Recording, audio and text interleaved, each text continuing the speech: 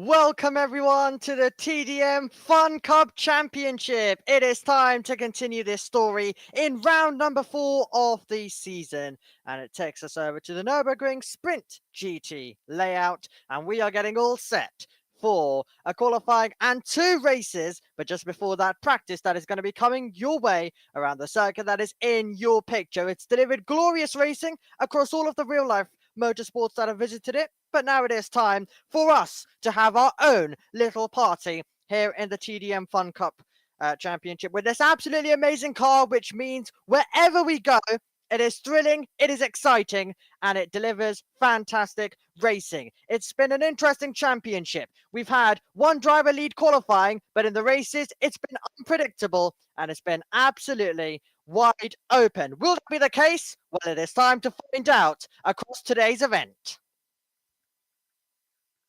Well, in commentary, my name is Omi. Delighted to be with you for what should be an absolute thriller of a contest. It always is in the TDM FunCup Championship due to, well, the FunCup car that we use in this series as we continue season number 1. Now, practice is already underway. The drivers get 10 minutes of practice, and they are just going to be going through the final minutes of practice. So let's see how they're going to be getting on right before we head into what is always an unpredictable qualifying, and it means the drivers can pace themselves in terms of qualifying.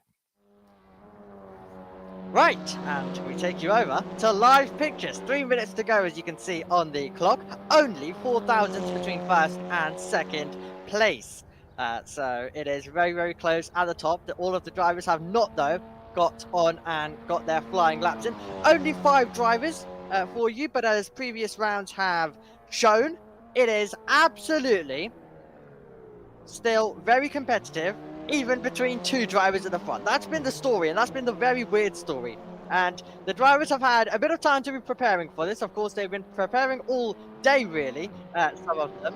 And it is very much now going to be a run all the way through towards qualifying. But right before qualifying, right before we go into that, the drivers, as I say, have been having a lot of running around this circuit. And, you know, we were all setting up, because of course that's kind of what professional broadcasters do. We all kind of get our things in, we all watch a bit of the action.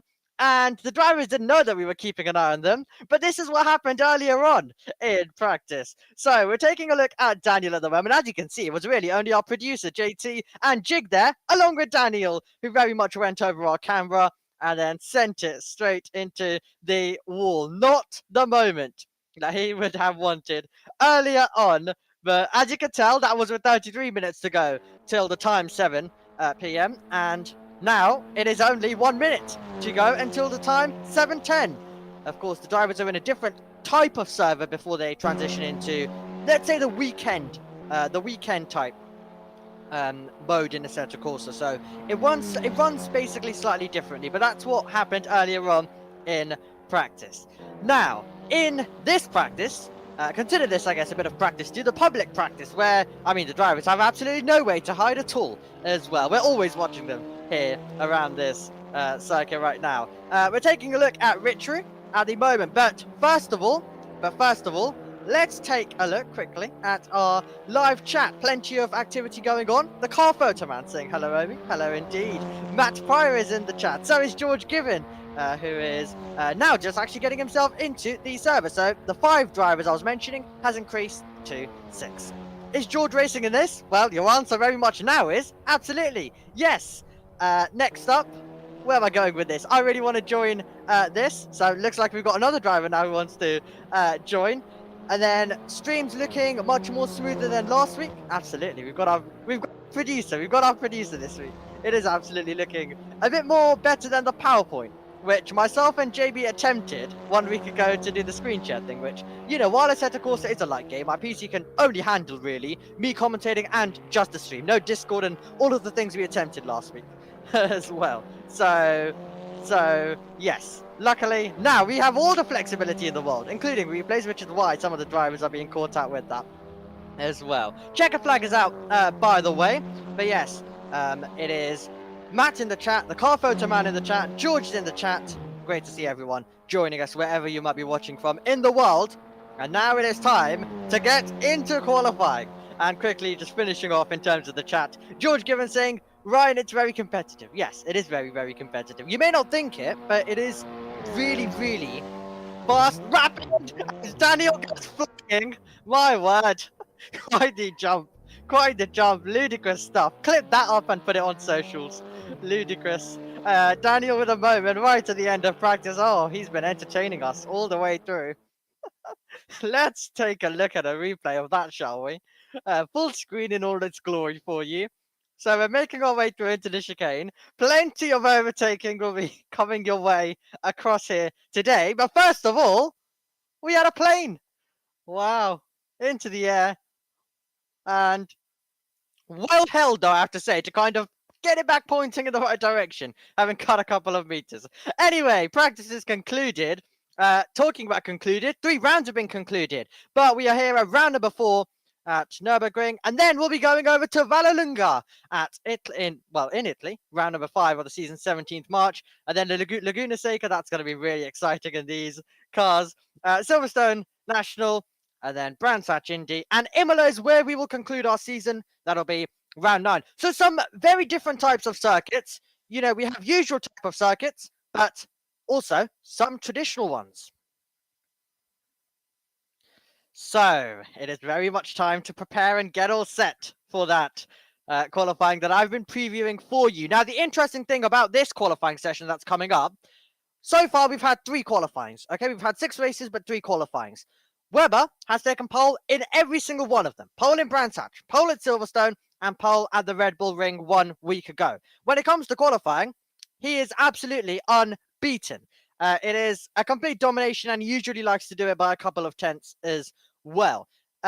So he kind of gave us the insight in round 1, because we straight away asked him the question of how he's able to do all of this, or round 2 rather, we asked him the question where we first did interviews, of how he's constantly able to put it on pole, even after 2 rounds. We still asked the question, and the reply was, he's a bit of a qualifying merchant. You know, he likes to always just put it on pole, and he's always, you know, raring to go with that. So I guess it's always very interesting to see a driver like that, but he can also perform in races. And just like that, can he perform in qualifying? To finish up on that point, of course, Weber Nirashto, who's not with us today, he's not with us today, but when he is usually with us, to finish up on that, he did say also, if he's not on pole, if he is not on pole, you don't really consider him in terms of a runner for the races, because usually his qualifying very much decides things. If he's not, if with a massive advantage in qualifying, he can still be competitive in the race. But when it comes towards if he's not competitive in the qualifying, then you know it might be a slightly harder race. So that's a bit of a story on Weber, which I guess we're saying when he's not here, but it kind of has opened the door for absolutely everyone else. It has kind of opened the door for absolutely everyone else. No Weber, but we do have 2 new names joining the grid. I can see at least one of them, right now in the server, and you're taking a look at them right now. And that is going to be Jack Smith, who is right now heading towards the chicane and about to begin this qualifying session. So, it's going to be fascinating to see how they get on. A new name always means something into the unknown, which is kind of what George Given had. It's kind of what George Given kind of gave last time out. But as we make our way out to the final corner, it is time for a bit of an onboard lap as we make our way out of the final corner and blast down towards the opening turn, which will open up this circuit, and we will get run number 1 underway. I know there's a lap time on the board, but it's not a representative one, which is what we're seeing this time. Into a tight chicane. The road, of course, kind of goes downhill, then a little bit back up as we climb all the way back to basically where we were in terms of elevation.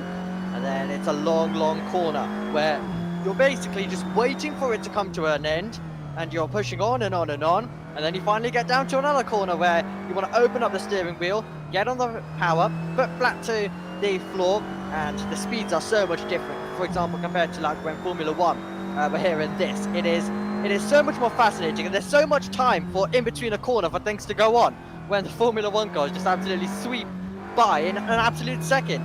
So it is very much different to get different types of racing around this circuit, and this is absolutely one which could be a great combo like all the other circuits have proven. Let's continue then. You've got grass right next to the drivers, gravel as well, even further on, and they actually get a bit of runoff here, and then you're absolutely blasting down. For what would be one of your main overtaking opportunities, I think that is absolutely fair, but realistically, I've already said in this championship, so far in the previous 3 rounds, that every corner is an overtaking chance, and I'm not really exaggerating that. If we went to Monaco and we went through any part of the circuit, I think it is an overtaking chance, because, you know, even like any part, because really, these drivers send the cars in, and they find themselves really struggling with the car. All drivers kind of meet in the middle, and it just leads to some fantastic side-by-side action. Anyway, you've seen a lap. It's a 1 minute 49.584. Here is Sandeep Burji, one of the contenders from last time out, as he comes over the line. And he got second in qualifying. He's second right now, here today, with 6 minutes on the clock remaining. George Given still looking for a proper representative lap. Same applies to Daniel and John Jig, who is about to change that in a few moments, if he's been able to find a good time round. It's up there. It's up there. It is Ritrue as well who slots in. It might be 1.5 seconds off the pace, but considering what we've seen so far in qualifyings, it is usual to see a bit of a gap in that way, and then in the races is kind of where we expect the drivers to close in. So the new driver on top of Jack Smith, P1, and he will be looking to start off life in this championship on pole position. Has been presented a chance, as we mentioned, due to no Matt Pryor. We don't have Matt Pryor. Yes, that's number 1, but also Weber Nirashta.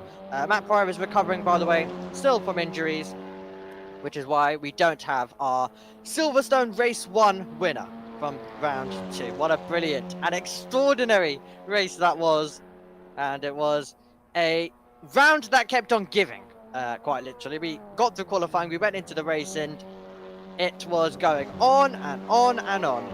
And it was great to watch everything unfold that day. It's been great to watch everything unfold across the other 2 rounds so far.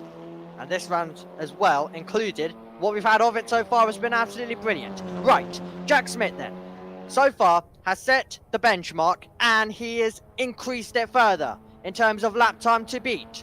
1 minute 49.363. And it's a 1 minute 49.575 for Burji. Daniel goes to 3rd position.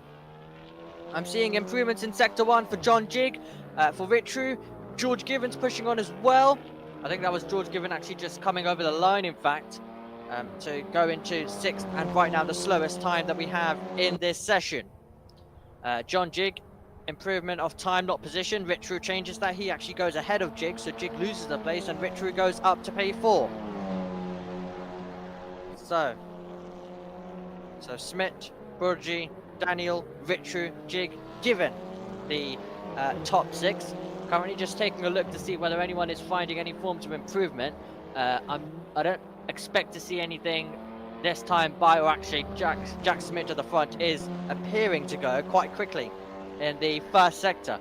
He's set at 50.851, so that is quite good, because that is the fastest 1st sector that we have seen so far. 51.092 for Sandeep Burji directly in behind, so we're looking at a gap that is about 2.5 tenths quicker for Jack Smith.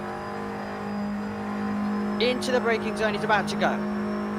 As we focus in, into the corner. How much does he get over the curb? Perfect angle to show you on the way in, on the way out. And you can tell that we're reaching the conclusion of this lap. So, are we going to be taking a step further forward? Is it going to be a further improvement? 3 minutes on the clock to go. Smith over the line, and he does improve by a couple of hundredths, but a couple of hundredths is exactly what he needs. Now, what does Sandeep Burji do? As he sends it over the line, it is a 1 minute 49.412, so he's got closer, so that's good. Well, it's the 1st sector that cost him that on that previous lap, we have to say, so that's good considering the 1st sector that he had. Here is Ritrue as he brings it now through the last turn. What's he going to manage? 1.1 second off the pace so far. Just taking a look. It wasn't an improvement in Sector 1. So can he find anything now? John Jig can. Good lap from him. A lap of certain sector improvements. Richru could not do it. So the first sector meant that he was at the back and in behind. And I think the John Jig is getting ready to reset to the pit lane there. So he is pretty much done. He might come out. He won't actually get time to now, will he? It's a 1 minute 49 lap, and we've got 1 minute 40 seconds on the clock. So yeah, that's him done. Officially, he's done. We can say. Let's see whether anyone else is improving then. Sandy Burgi, to be fair, is going even quickly in the first sector. So he could be one to keep an eye on. Jack Smith's lap time, though. Jack Smith's sector is still quicker than Burgi's improvement. That tells you how much Jack Smith has set a great first sector, but it's still slower than what he's managed, which is the absolute fastest. So keep an eye on Sandy Burgi. However, Jack Smith is very much still on for a lap that could be an improvement. It's about a 50-50, and only when they come over the line we'll be able to tell. In terms of Sandy Burgi, I think the first sector is costing him massively. Judging by how he was 3/10 off the pace last lap, and he still found himself improving and getting to a 10th, it tells me that there's a lot available on the table. Over the line went Jack Smith, and yes, it wasn't an improvement, but he's going to begin a final lap. Sandy Burgi, can he find anything over the line? Well, he came over the line, and it was a 1 minute 49.370, and it's only 900ths off the pace. For the first time this season, I think we've got a battle on for pole position, and it's all going to come down to the final lap. Jig in the pit lane, Richru's in the pit lane, George Given's over the line, and George Given, that time by, finds himself improving, and still though finding himself P6. So he's struggling a bit more here compared to what happened last round. In terms of, he had a struggling qualifying to be fair, but in the races he kind of fought back from a last to a podium position. So from last to third it was 1 week ago. This week he's going to try and repeat the same trick. The checkered flag is flying at the end of our 4th qualifying of the season, and it is very much now. Daniel's had a moment. That's the driver in third. He's being highlighted as red, and he's coming to the pit lane as a result. So he's reset to pit lane immediately as a result. So while we didn't see the moment, we can imagine it wasn't anything that he would have been happy with.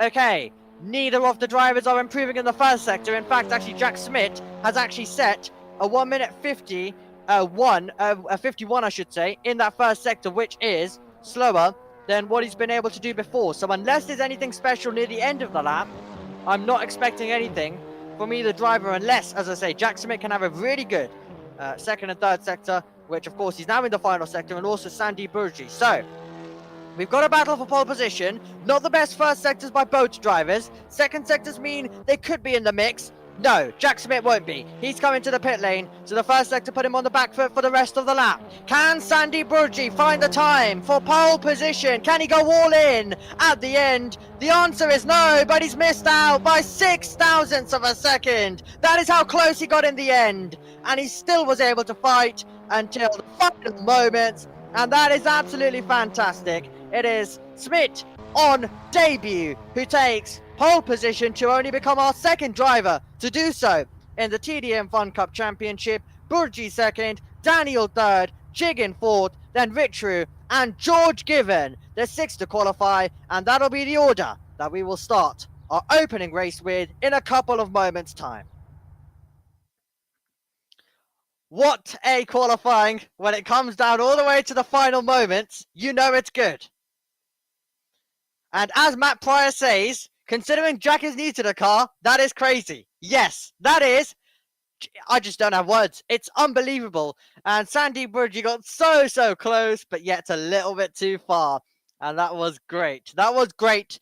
That was on the edge, and that was in the balance all the way till the end. And to have a qualifying separated by 6,000, which I know we've had dominated qualifying so far. In terms of the 6,000s, you know, we can have a competitive grid, but it's not that often that you'll still find 6,000s or anything shorter than that being the distance between first and second. So now the drivers will go into a bit of a procedure where they're just getting everything ready. They have about a minute, and then they have about a further minute. So they have about 2 which first of all in the lobby, and then the second one is just waiting basically on the grid. So they get a little bit of time to basically have a break, regroup, rest, and go from there. That is how it works in terms of the drivers. Let's quickly take a look at the live chat as well. George Given saying, guys, trust, let me lock in the race. I mean, look. He went from last to third 1 week ago in race 1. He started 7th and he finished 3rd. He starts 1 position higher in P6 and he has a chance. I mean, I was about to say the result, but I don't know the result of the race. That's the thing. It's going to be unpredictable. We don't have a clue. So we'll see what George Given can do, but if we're going off 1 week ago, you can't write him out. You can't write Richard out. You can't write any of the drivers out. They are very much all in contention. That is the rare thing about it, but that is the great thing about it, in my opinion. It's, you know, they're all in contention. Don't be surprised if somehow George Given's leading. It's not the same, and it's not how most series work, where you get a few contenders, and they are the ones who are guaranteed by the time the checkered flag comes that they will be in somewhat of an order. We don't know what order, but they will be in some form of an order. We don't have these groups. In qualifying, we might. In the race, some can form. However, if George Given, for example, he's starting last, if he finds himself P1, he's actually got a chance. George Given has actually got a chance to try and, you know, if he does take the lead, has a chance to maintain it. And that's what I love. It's the rare thing about this championship, where you can put drivers in weird positions and they then can do something with it. And I absolutely love that. Absolutely, I love that. It's fantastic as well. So, 3 rounds done. 6 races are done. 4 qualifyings are done. We're about to head into race 7 and race 8 of our season. So it is very much now a build-up, a prep for the drivers until the nervy moments that we can get going. So here we go. Here we go then. This is going to be absolutely fantastic to watch and see who is going to be able to find the improvement from qualifying into the race and take that step further and unlock a step further. We have got 50 seconds to go until we go racing, and now it is the time where the tension builds and the drivers know. Remember, this is a short championship, 9 rounds, and of course you find yourself therefore with 18 races, but they all go by quickly. They all, you know, happen very, very much at a fast rate. And our eyes will all go to these drivers to see who is looking good and who is possibly not. 20 seconds remain, and the time to go racing is coming up very, very shortly in the TDM FunCup Championship. Very quickly, the first sector should lend itself to back and forth switches. That is what Matt Pryor is saying. Absolutely. Who knows how it is going to play out? It is time to get this party started. Round number 4, race number 7 begins when all lights go out. The TDM FunCup Championship is racing at Nurburgring, and it's a great launch from the pole sitter of Jack Smith, who's going to have the advantage, but Burgi in the second phase is fighting him alongside, and they're wheel to wheel, heading down towards the braking zone. Who's going to have the advantage? Burgi's with the inside, so can he try and take the lead? At the first time of asking, he can. He hits the front of the field, and he gets himself to P1. Jack Smith is going to have to try and fight back as he goes racing for the first time in the championship, but it is Burgi, then Smith, then it is Daniel. Given finds himself gaining 2 places up to 4th, and then it is Jig and Richru, who is down a place as well. That is your top 6 on the opening lap. It is 15 minutes on the clock, race number 1, and we are very much underway with the drivers already being super, super close together. And now, can Jack Smith try and fight immediately? You can see he's placing the car to the outside, looking to try and utilize the grip, but not being able to get there. He's going for the switchbacks. This is exactly what Matt Pryor told you about. You can specifically see in the first sector, but as it is the TDM FunCup Championship, you can see it absolutely everywhere. And Burgi, off the ideal racing line, is giving the opportunity to Jack Smith, who may have lost the lead, but I can definitely assure you he's going to have a chance back at it very, very soon. Into the long slipstream that you get here. You go through the little curve in the straight, and then it is flat to the floor, and you can really tuck in now. Pick a line, outside, inside, it's outside, it's late on the brakes, and Jack Smith is super deep, makes the corner, takes the place, and on debut leads once again. What a superb move, and he's not the only one. Getting there and taking advantage is Daniel, who's getting up the inside. Burgi trying to fight back, trying to respond out of the final corner, and that is one lap. Very nearly complete in a few meters, and we still don't know who's going to be in second place. And you've also got George Given waiting for his chance. As I told you, really, they're all going to be together, and here they all are in one shot, heading down towards the first turn, and we're very nearly 3 wide. George Given looking to find the room as well. Second and third battling so hard. Does it give Given the opportunity? 3 into 1 just about goes. Do they all make the exit? Burgi's going to be in second, or will he? George Given fighting it on the outside line, but it is Burgi who's got it for the moment. And somehow now we're into the same order that we were a few moments ago. That is how quickly things change, and then change again. And now Daniel is up the inside in third, and the order will go. Smidge with a 1.6 second advantage, who's loving the fighting in behind. And then it is Burgi, then Daniel, then Given, then Jig, and Richru is 6th in the order. Wow. What a start. What a start to racing proceedings. It has been absolutely wild so far. And now the train will work together, in terms of 2nd to 6th will work together to try and get back onto the back of Jack Smith. But George Given is going to try and make some overtakes. We asked the question, could he possibly go from the back to the podium? I mean, he's looking dangerously close to doing it. If there's anyone who's going to make a move utilizing the slipstream, I think it's going to be Given. Definitely running very much and using all of the road. Can he send it? Nope. Wasn't able to really get the same effect last time that Burgi got, that Smith got, I should say, on Burgi 1 lap ago. And now we are heading into the final corner. Is it a diving opportunity? Not quite this time by. So you've got, of course, the 2 drivers, who are both dressed in white, battling for 3rd. Smith leads another lap, and with a decent advantage still of 1.2 seconds. So we're focusing and looking for this battle into the braking zone that could come. George Given, though, not wanting to risk things, and that is fair enough. He doesn't want to make contact at this point, so he's waiting in behind and waiting for his chance. If one presents itself, I'm sure he'll absolutely go for it.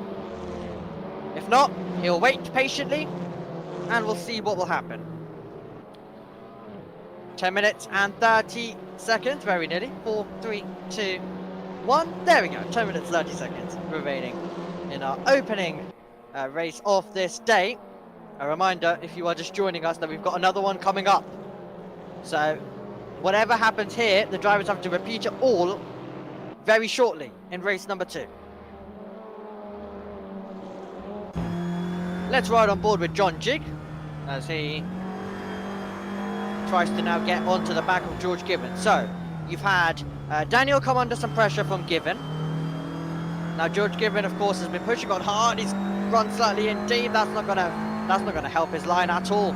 But now it is Jig trying to put the pressure on Given. So now it is Jig's turn to try and tuck in.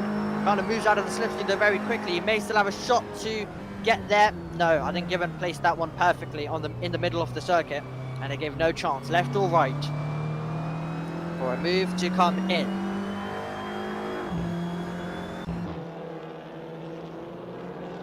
But Jack Smith leads another lap of competition, and this is fantastic.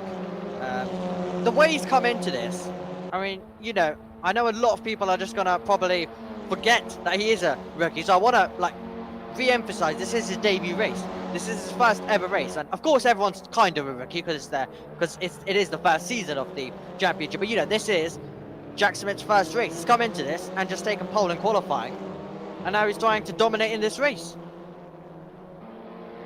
I'm really looking forward to seeing him up against Webber when Webber comes and joins for the rest of the season, when he returns as well.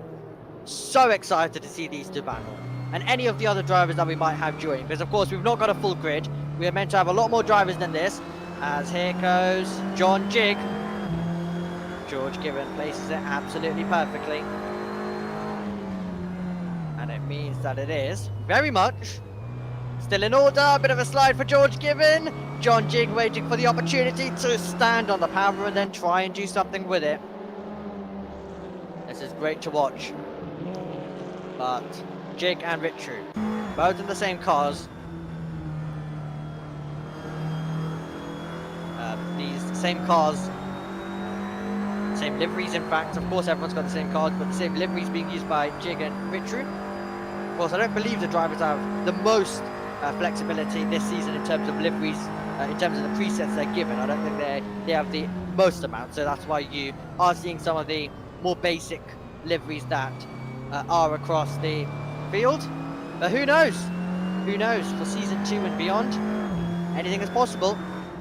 I'm sure some of the drivers would love to make some custom liveries in future seasons. But for now, we are stuck with very much the watching the drivers and growing some identity with them with some of these liveries.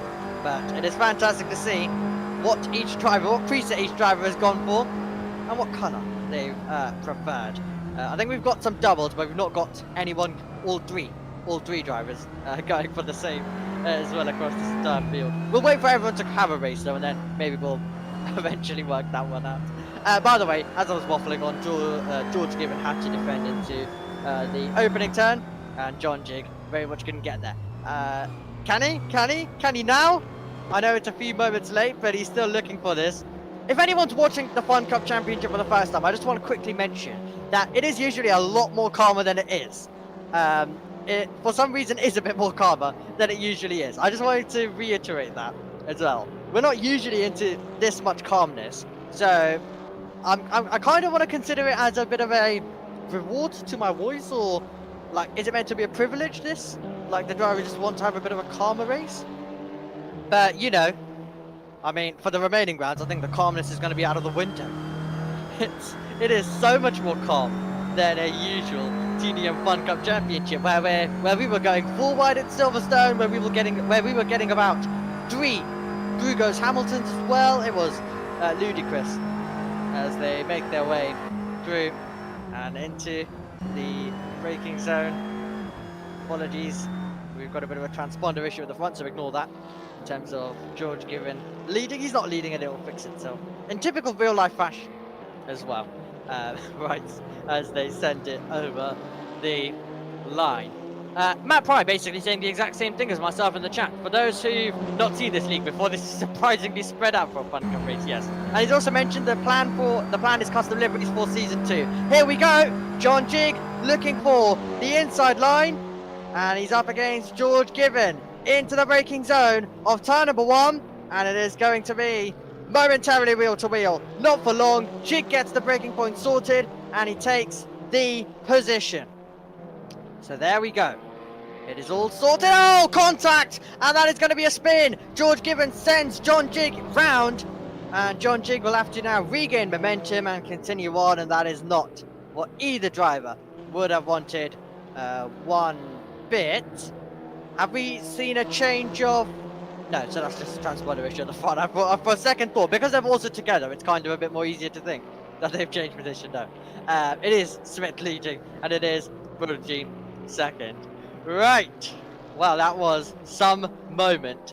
Let's take a look at a replay. First of all, of the initial overtake. This was Jig getting super close at major speed to Given into the first turn, so they were already getting a bit close for comfort. They got on the brakes. It was all nicely sorted.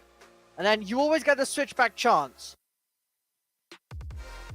Not on this occasion, but then George Given's going to try something different. He'll try to get to the inside line, but John Jig's already there, and then he kind of tags him round and taps him round, and John Jig is left trying to recover, having gone on the grass.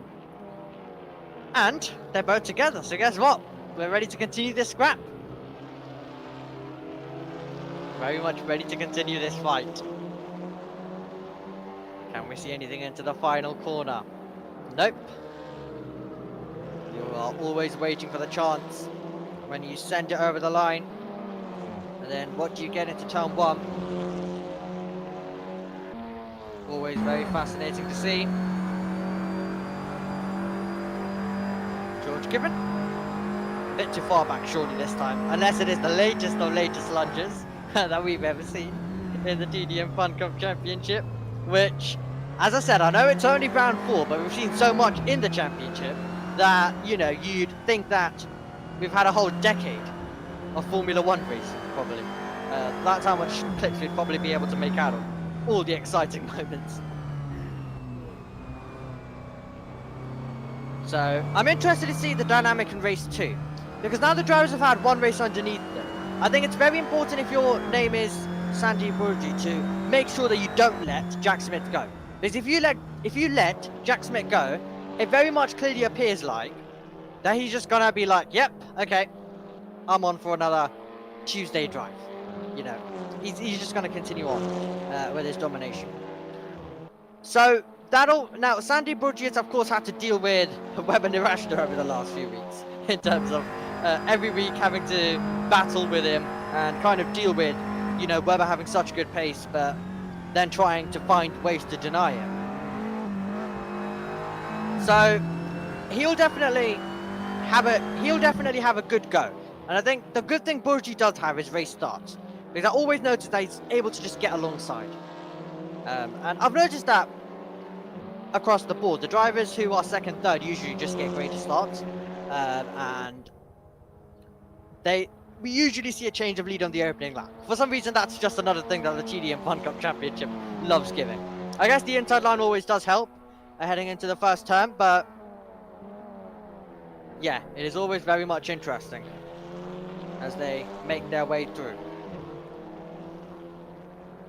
So this is now going to be coming towards the end of the race. There is not +1 lap, so whenever it ticks down to 0, that is the final lap. So there isn't a +1 lap type thing as well in this. So we've had cases this season where I'm battling up against the clock, where we're counting down and we're waiting to see whether the leaders come over the line. And those are always the very interesting things, because you're like, well, do I call the winner? How do I do this? How do I do this? And if I'm honest, we literally, I think, came over the line with, I think it was under a second to like a few tenths of a second it would have been, that gave us a last lap and gave us a last lap move for the win as well, which was quite ludicrous at Silverstone earlier this season. And we all agreed that that's something we'd follow. We'd follow to see who can get the closest, who can give us an extra lap by the closest margin. Which I think it'll be hard to beat what happened at Silverstone, but I'm happy for the drivers to give it a go. I'm absolutely on board for that. So we're right now at 30 seconds on the clock. It is 1.1 seconds between first and second place.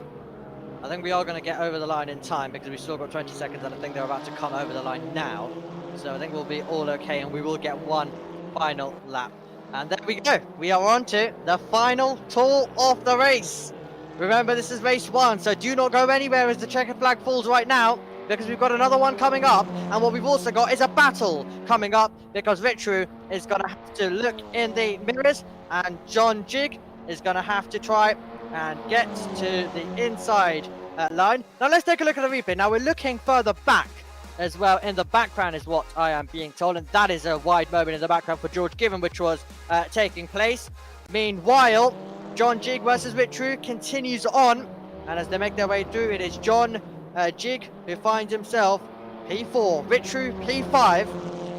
This is now the clock at 0. This is the absolute final lap of competition that we're going to be having, and yes, a great battle developing between the two cars dressed in the same livery, and also same car number as well, which is absolutely fantastic. It's 9/10 in it, by the way, out in front, so Burgi's gonna, well, get close, but just not close enough unless there's a mistake. Unless there is a mistake that appears to come the way of Jack Smith. And here he is! Here he is! With only a couple of corners to go, and this has been absolutely brilliant. We have some really, really talented and fast-paced drivers in this league. And Jack Smith, we asked the question at the start of the day, how would he fare up against them coming in as a new driver? Having to get used to this car Well, the answer was absolutely brilliantly. He took pole position by 0.06 of a second. He lost the lead on the opening meters of the race. He's regained it and he's pulled away all the way to the top step of the podium. And by 0.6 of a second, it is going to be Jack Smith who wins on debut in the TDM FunCup Championship. Absolutely fantastic driving to see the checkered flag. By the time the clock hits 0, Burgi racks up another podium. It's Daniel who's going to be on there with him, and it is John Jig, P4, Richard, P5, and the final driver over the line will be George Given. And that was some race, definitely one of our calmer ones, but we can't leave without saying, race 1 has given us some things to talk about, and a new name that we have to add into the discussion across the remaining rounds that we are to run in this championship. Here's the winning moment. It was out the final corner. And the realization would have sunk in that Jack Smith has done the job. And you could tell how delighted he was as he weaved and finally relaxed, probably for the first time in quite a lot of moments. But he's done the job and he is the winner. That is absolutely fantastic. Only our third winner in TDM FunCup Championship. Of course, as we've mentioned, this is season 1 of the league. These are the very first few races of the league. This is race number 7 that we've had. He's our third different driver to win. Of course, Weber Nirashtra was basically before today has won everything bar one race at Silverstone, which Matt Pryor won. So that's our third winner now when we, have 7 races. Have 7 races all concluded. Going back to the game screen, because of course we cannot miss the donuts. The iconic donuts the drivers get onto once the checkered flag falls. And now they're all in the pit lane and getting ready for race 2. We do have one more race, guys. We'll let you have the celebration moment later on as well. So George Given in the live chat saying, look at my car in the background at the end. I wish I did better that race.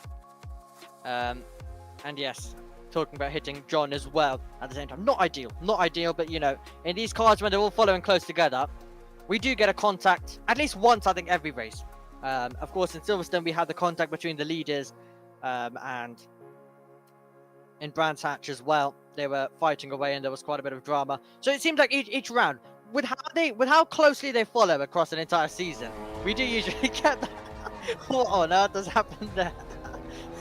That is George Given doing donuts with the entire car open. I don't know. I'm not sure how I'm meant to be describing that or what I'm meant to be doing, but you've got normal donuts being done by Daniel, and you've got the entire car open in terms of George Given. All the parts taken apart, very much in the air. I didn't know that was a function, but I'm, however, I'm very much aware that Assetto Corsa has weird things. I've seen cars that jump while racing. I know there's dinosaurs as well.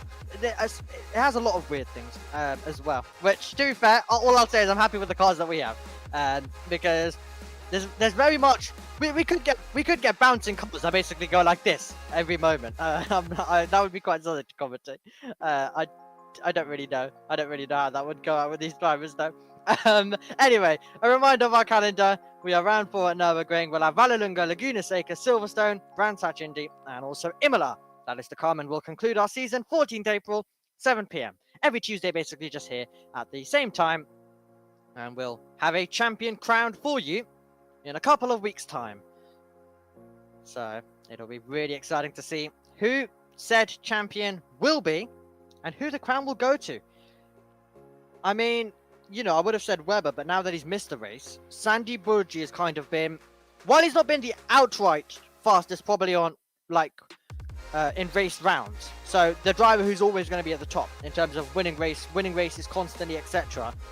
He hasn't won a race, but he's been second, he's been 6th, and he's been second. He had missed the round at Silverstone, unfortunately, and that could cost him. Because had he been the consistent driver across the entire all 3 rounds and then into this round as well, the consistent one will always be the one who kind of wins, who's able to keep the order very much, who's able to keep his results always in the podium, but of course attends every race. But that kind of cost him.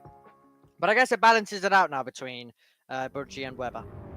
Okay, should we go back to live pictures then? And prepare for the race. This is the site! Heading down towards the first turn of our newest winner in this championship. Can he go on and repeat the same trick and do the double? The double is something that we have seen done before by Webber in Brands Hatch and by Webber at the Red Bull Ring. Okay, here come the lights for the second time today.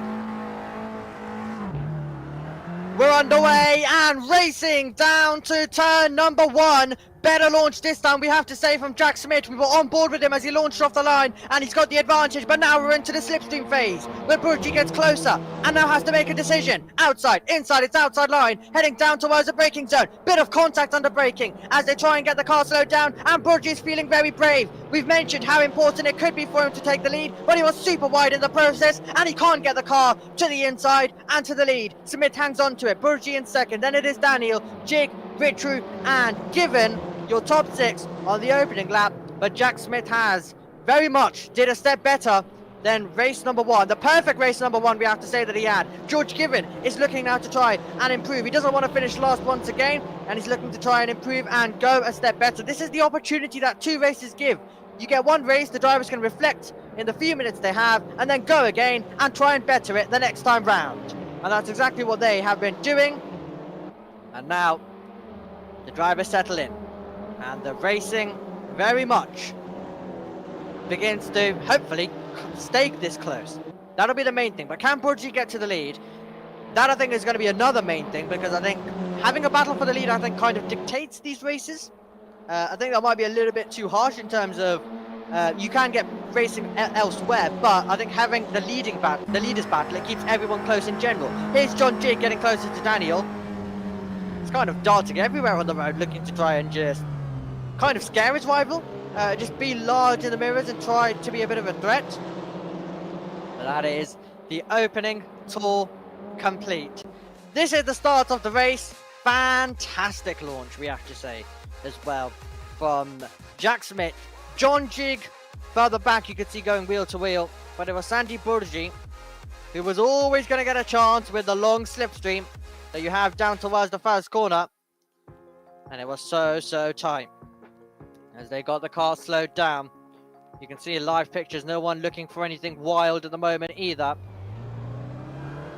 But slightly wide in the front as well from Jack Smith as he makes his way by, but lost about a 10th. When you have 6 tenths in hand, it's not the worst thing, because we've had races that we couldn't get the top 2 separated by more than 2.5 tenths at Silverstone. So, you know, having a 6 tenths is completely, by this championship standards, completely decent and relaxing. Thought Jig was trying something audacious, but I think he's just trying alternative racing lines at the moment. So we jump on board with him.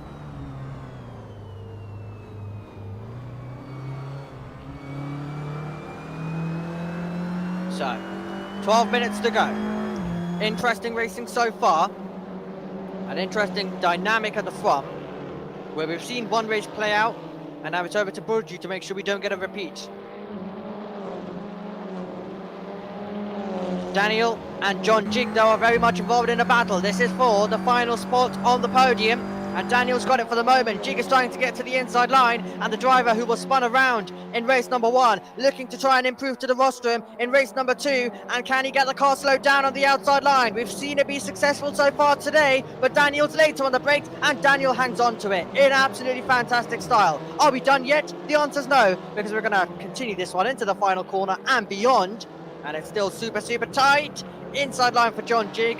That would have been super brave, but there was a barrier wall there. That was always going to be stopping him. And now, I think we've got to keep an eye as well. We would have had to keep an eye on George Given. Kind of went out of shot for a second, but he is still very much there and within range. For a very late send, if he can get there. Is he going to send it? Is he going to send it? No, sits in behind. We're definitely seeing the drivers be a little bit more cautious with some of the sends this round compared to what we've seen so far. which I know we're making a lot of comparisons, but it definitely appears to be a unique round, this. And, you know, that's great. We head to different races and we, you know, it's great to sometimes get the unexpected. That's another late lunge. Inside line, John Jig has a look. And he's looming very large in the mirrors at the moment. And well held by Daniel, because he's under serious amount of pressure at basically every single corner, which is basically the preview we gave you at the start of the day. But quite literally, he is being pushed around.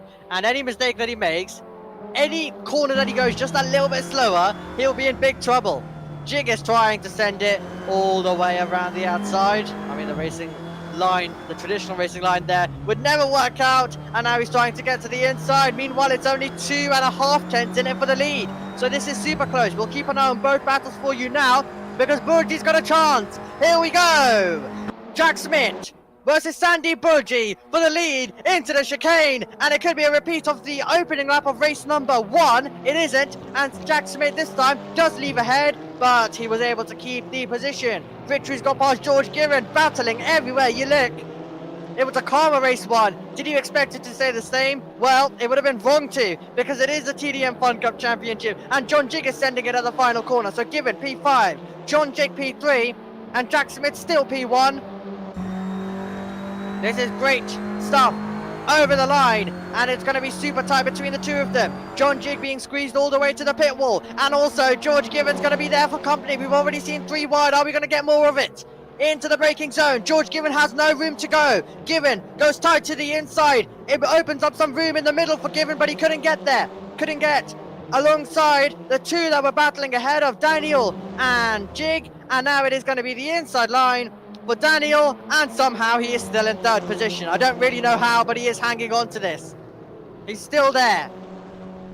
3rd, 4th, 5th, 6th, all very close together. And now, big opportunity for Given to try and get the better line out of the corner. And now, the lines have been compromised for those 4th, 5th, and 6th, meaning that Daniel's trying to pull away to this battle for 3rd. Now possibly going to a battle. Oh, that's very nearly contact. Linktree into the back of John Jig, and he's trying to get to the inside line, and he's made a double overtake. Absolutely extraordinary stuff.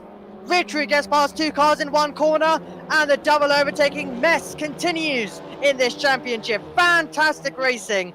It has been great to see, and it's wheel to wheel for the lead. It's side by side for the lead. Here is Burgi getting a full car length alongside and getting a full car length ahead. Sandy Burgi hits the front in race number 2, and he's able to get there. But does Jack Smith have the chance to fight back? Looking for it on the outside line. Door widely shut by Burgi, who's going to have the advantage. As now let's go over to the battling once again between Jig, Linktree, and Given.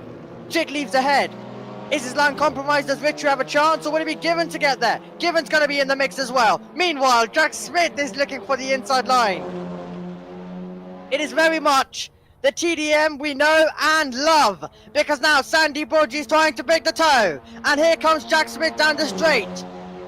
He's going to have an opportunity on the outside line. Can he be later on the brakes? Can he try and get the cut back? They get super close on the braking. Smith trying to be brave all the way around the outside. It would be an extraordinary move, but he'll be so close to the curb. He still kept his foot in though. He still somehow didn't lose much time by running in deep, and he's gonna get the lead. Fantastic move by Jack Smith. He had to stick with it for a long time. Oh, Linktree gone round. So he's had a bit of contact, surely. I can see George Given going slowly just ahead. And there's surely some contact that's been made between the pair. And I think, is that George Given giving back the position? I think it might be.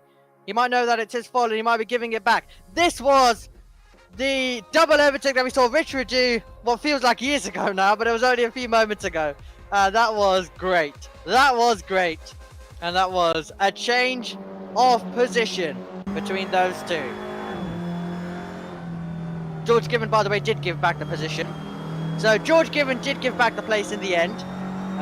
So that's why he's dropped down to 6th. Linktree is in 5th. Jig has got a bit of an advantage. Daniel's in 3rd. Burgi's in 2nd. Jack Smith's in the lead. But here comes Sandy Burgi. Pulls alongside, looking to try and get himself back through. And you can see that it's centimetre stuff between the pair. 6 minutes to go on the clock. Burgi's line. How is it going to fare out in comparison to Smith? They'll both meet together on the apex. Better line, better traction, and still the lead for Jack Smith. And Burgi will have to become a little bit more inventive if he is to now take that lead. because right now it is brilliant defense for the driver in his first round in the league.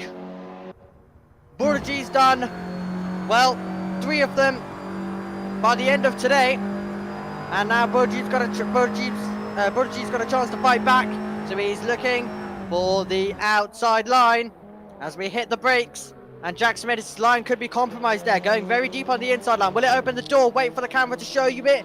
It did, but not enough. Not enough for Burgi to try and capitalize.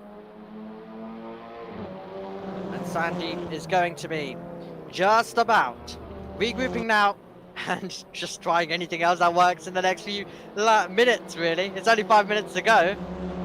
It's all flown by. It's all gone very quickly.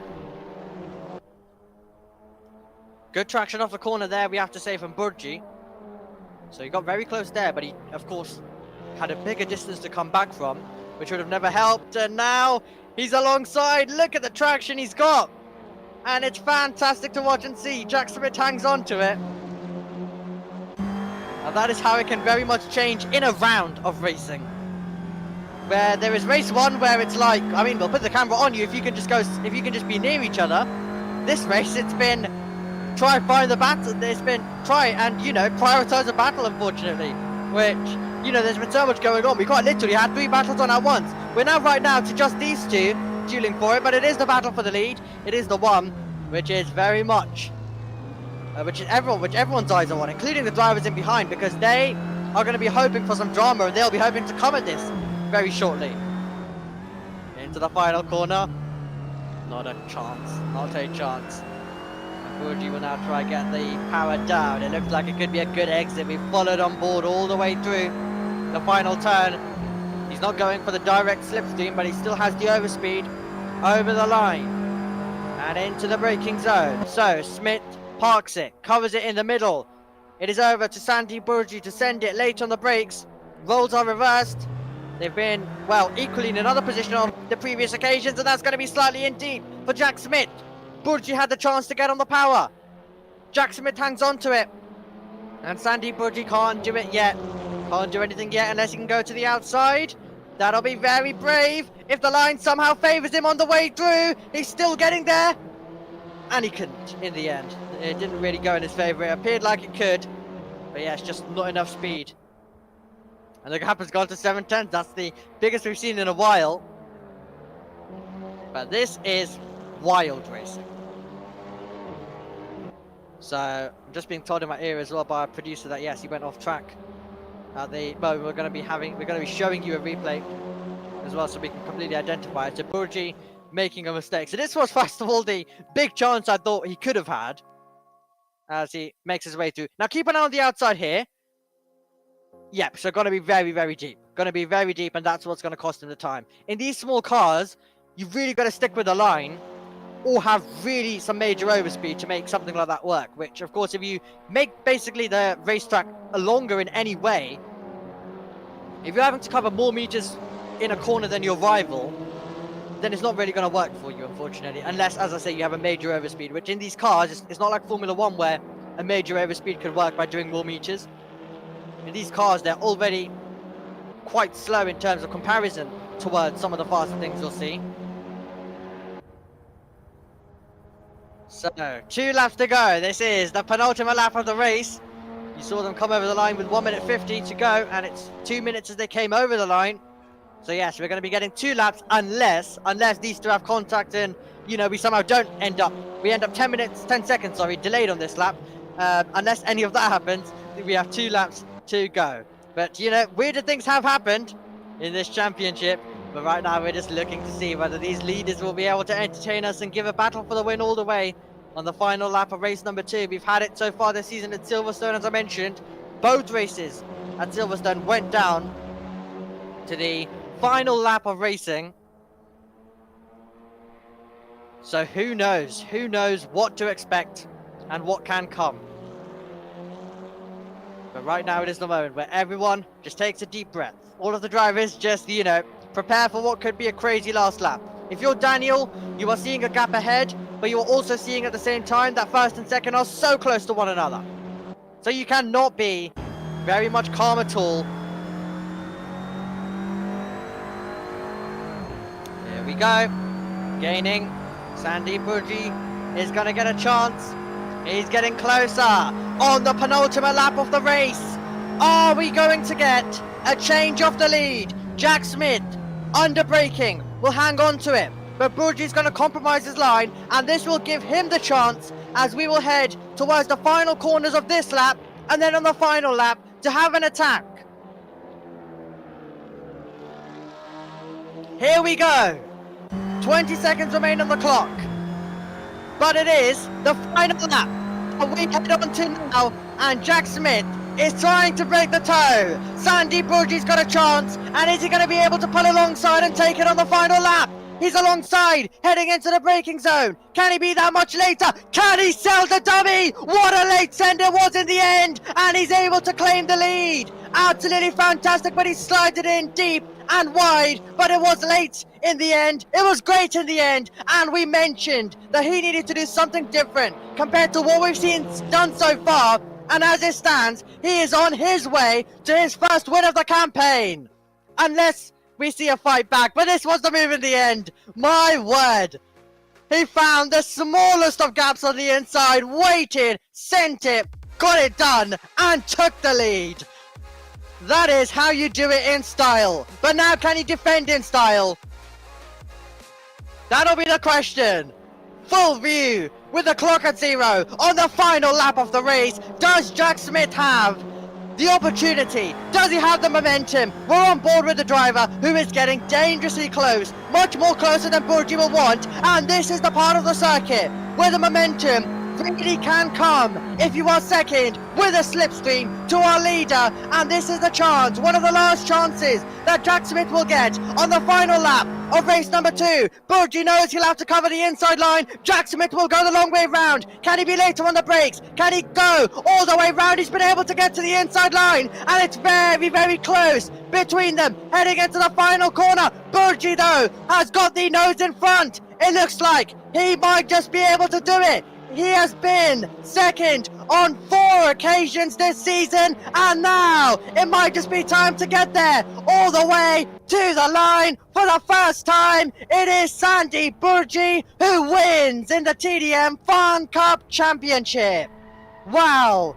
Jack Smith second, Daniel is third, John Jig is fourth, and then it is Rich Rue and George Given P5 and P6 in the end. And we don't get the double done by the rookie in the end, as we see George Given with everything open over the line at P6, but he'll be loving life in terms of the sights that he's getting to see. But my word, what a battle at the front. What a winner in the end. This was the moment that Sandy Burgi would have relaxed, knowing that he'd got a full car length in front and he had the advantage heading through the final corner. And that is how you win a race, a first race win. And we have got our 4th winner of the season right there at that moment. And while we had a bit of calmness in race number 1, in race 2, it was the complete opposite, and it was wide open, thrilling racing. Okay, that was something, and I think that would be an understatement. So Burgi enters the winner, Jack Smith second, Daniel third, Jig fourth, Richard and George Given. The order as I mentioned. As Matt Pryor says in the chat, stamp, licked, letter, sent. Pretty much. That was, of course, on the move into our turn 1. You know, when you get it, now in these cars, I will be honest, the racing that you'll see, it can be very repetitive in terms of the drivers are doing the same things. So, but it's, what is it? So the interesting part of it is can the driver do something different? Can they do something that we've not seen all round done? And to do it basically on the final lap of the round, to just go for something completely different and to make it stick at the end is absolutely fantastic. And that is how you win a race. This was the move in the end. This is the move that we're on about. which I know didn't completely seal the deal, but definitely got himself one step closer to doing it. It could have very much been deep. It could have very much been into the back of his rival, but he judged it to perfection. Got it to the right piece of the road, got it to the inside line, skated as wide as possible without being on the grass, and somehow got back over on the road and on the racing line to still find himself ahead of Jack Smith. And then this was the absolute sealer. This was the one where it was 100% confirmed in the end when he made it to the final corner, and all he needed to do was get the power down out of the last turn, and he knew he'd be home. And that is how you do it. Sandy Burgi, 2.5 tenths, very nearly, was the gap between first and second in our second race. Wow, don't have words. Don't have words as well. We'll be now speaking with the drivers. So, very quickly, just quickly in the chat, Matt Pryor says it's nice to own a league you enjoy watching. Yes, absolutely.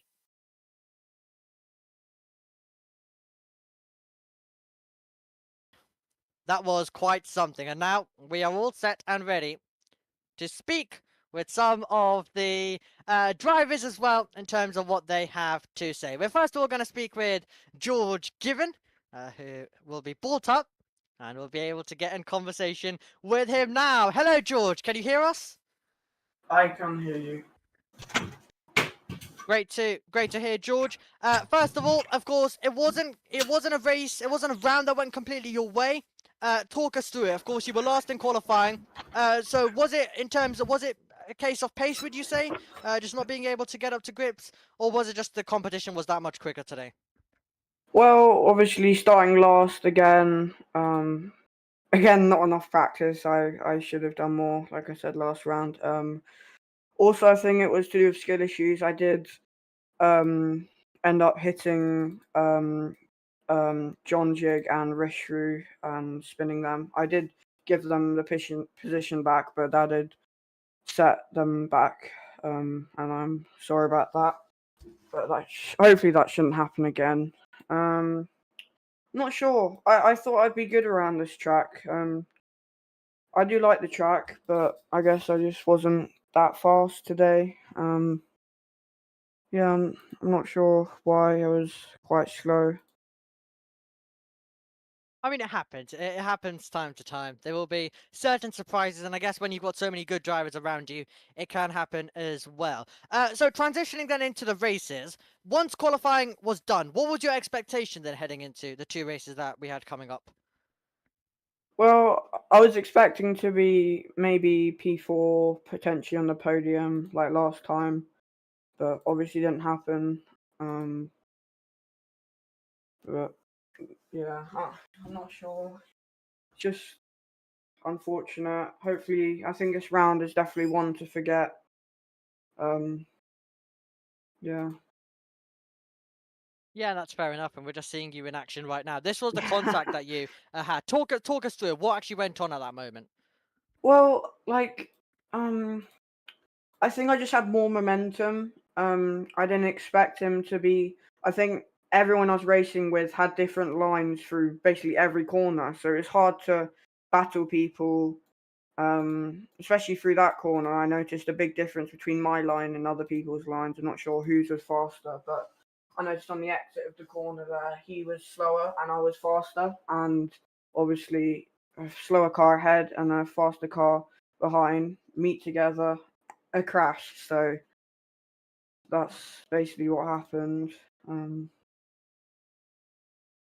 Yeah, absolutely. I think perfectly put, to be fair, as well, in terms of the meeting in the middle type thing, which, does happen from time to time. And then in terms of race number two, what took place, do you think, as well, from your perspective? Of course, we had to keep an eye very much at the front, but how was it like from your perspective across the 15 minutes?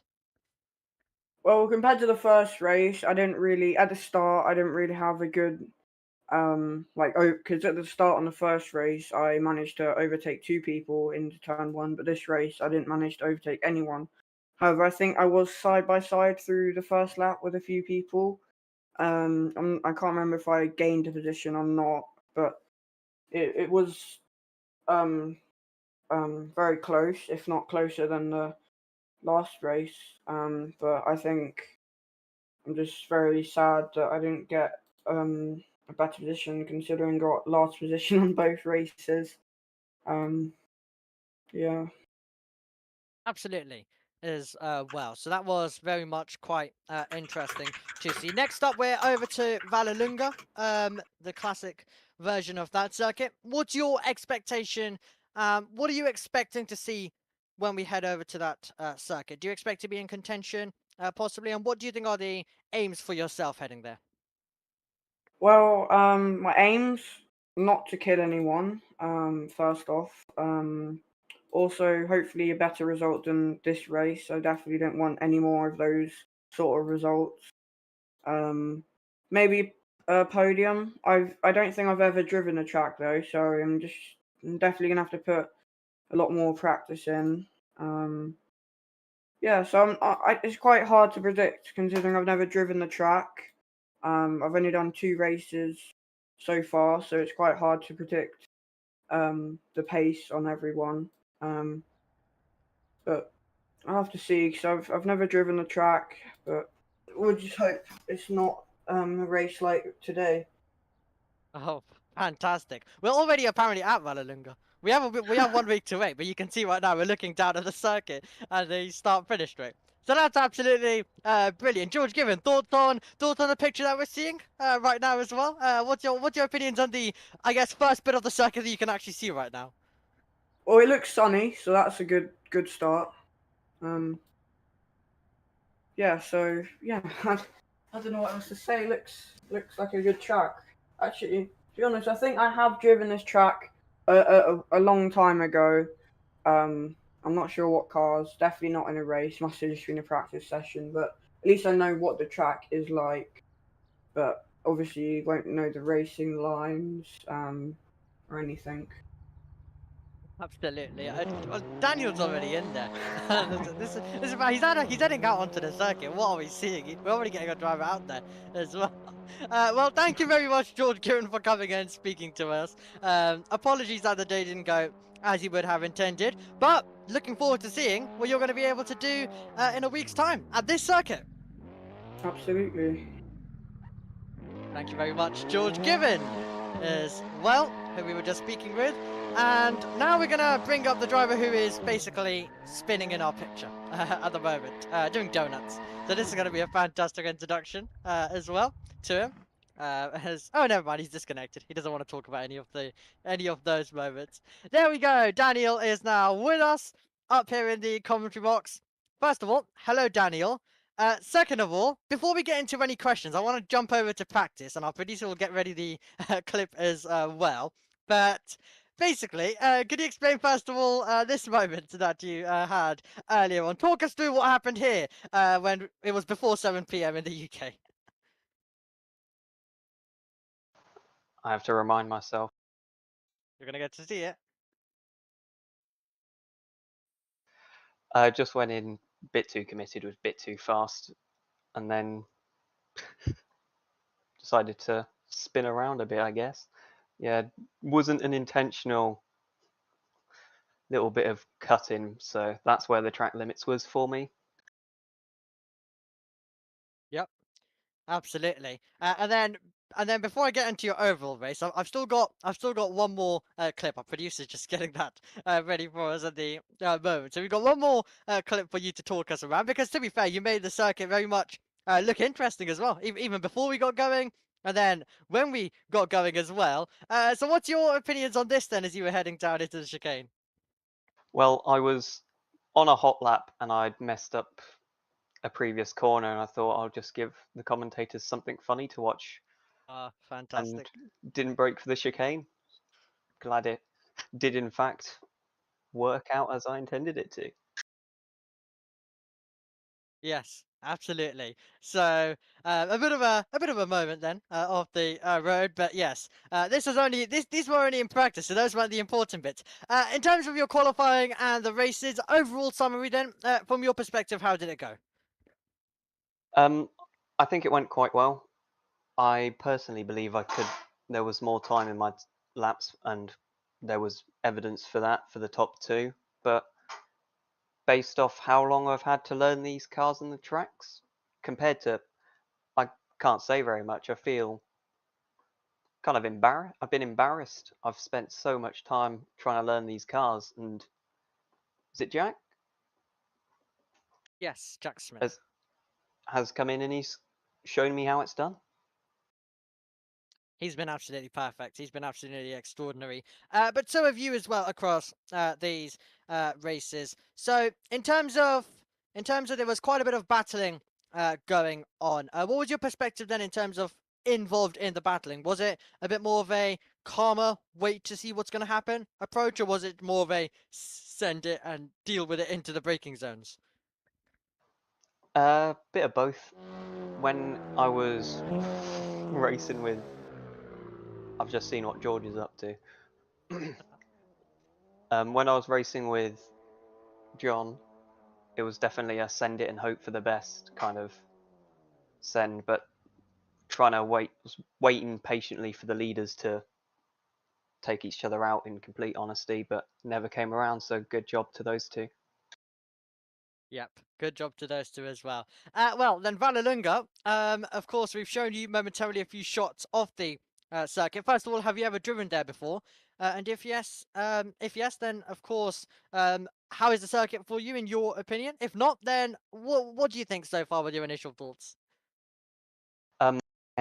I have never been to Vasalunga before, but from what I can see, it's going to be a track that I'm going to like quite a lot. Ooh. I quite like high speed, and thankfully that's what most of Vatalunga is. It is definitely quite an amazing circuit.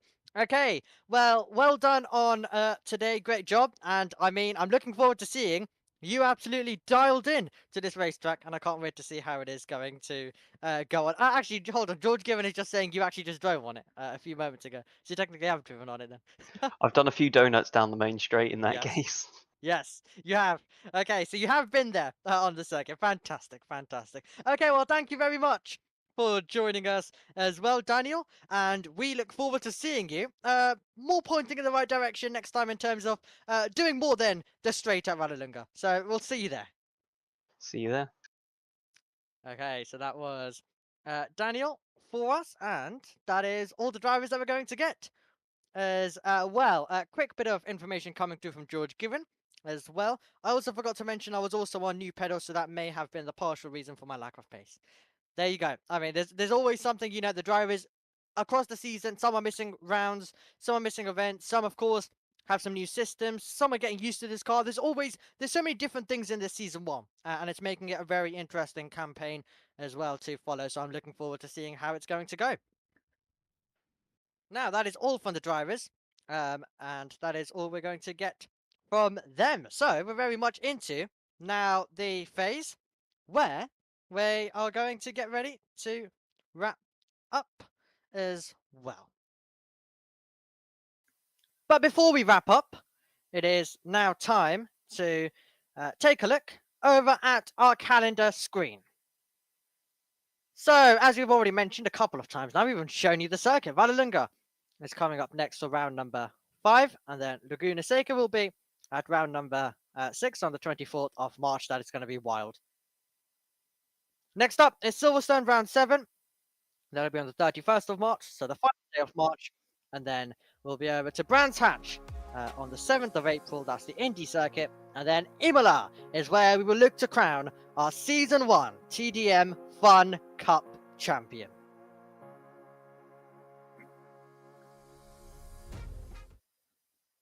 Okay, well, my thanks to absolutely everyone who has joined us, to producer JT behind the scenes, to all of the drivers who put on a show as well on the circuit, for JB as well for the graphics, and also Matt Pryor for organising another brilliant event for us to watch. The circuit's already set up, and we've got 1 week to wait until we'll be heading over to the next installment of the TDM FunCup Championship in Season 1. Vallelunga awaits, and we look forward to having your company there, same time in a week's time. We'll see you there. Goodbye.